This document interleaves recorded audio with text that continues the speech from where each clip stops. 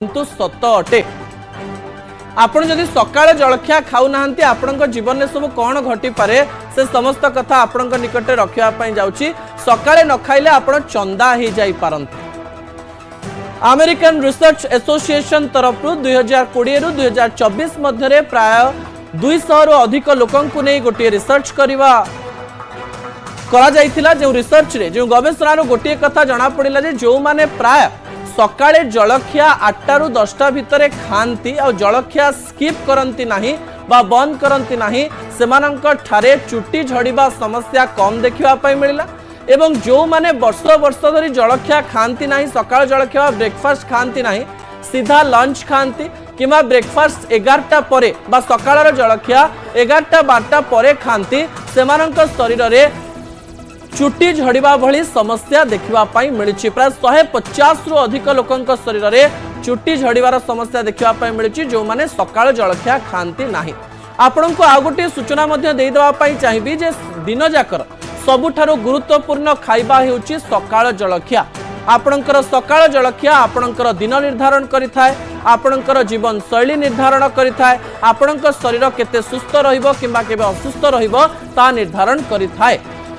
सकाळ जलखिया रे तेल जिनिस न खाइबा पई मध्य डाक्टर माने परामर्श दैछन्ती। जदि जलखिया खाउछन्ती अत्यधिक तेलर व्यवहार करछन्ती चुट्टी छिंडी पारे, हार्ट डिजीज देखा दे पारे, उच्च रक्तचाप हे पारे एवं आपणको सीवियर गैस्ट्राइटिस बा आपणको गैस समस्या देखा दे पारे जहा परवर्ती समय रे अल्सर बा कैंसर रे परिणत होई थाई पारे। तो सकाळे जो माने जलखिया खाऊ नाहंती सेमानंक पई चेतावनी अटे, सेमानंक पई बड़ खबर अटे जे सेमाने प्रतिदिन सकाळे जलखिया खांतु। जदि आपण जलखिया स्किप करूचंती ता एहा आपणक जीवन उपरे बड़ प्रभाव पकेइबो। भविष्यत रे आपणको अल्सर समस्या देखिबा पई मिलि पारे, आपण चंदा ही जाई पारंती, आपणकर स्ट्रेस बा चाप बढ़ी पारे, आपणकर जीवन रे अनेक गुडी प्रभाव पड़ी पारे। आपण न खाइले मध्य मोटापार शिकार ही पारंती।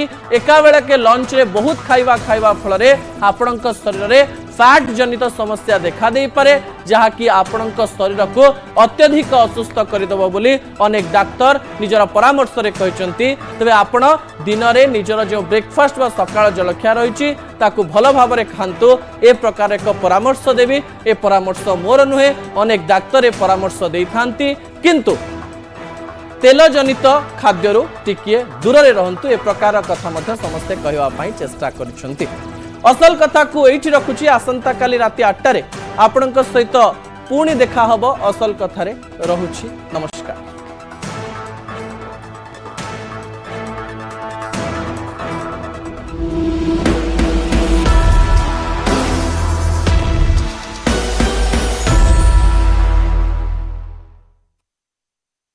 अर्चन ज्वेलर्स